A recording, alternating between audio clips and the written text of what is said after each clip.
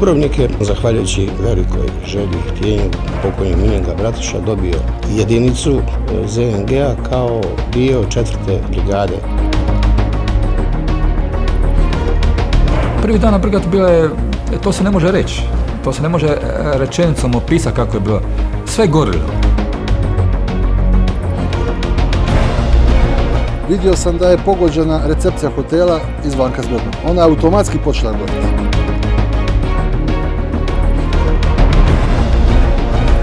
Sa Srđa vidjeti kako gori grad, to je bilo strašno. To je bilo prestrašno, to je bilo nevjerojatno. To je bilo jedno od najružnijih stvari koje sam mogao vidjeti.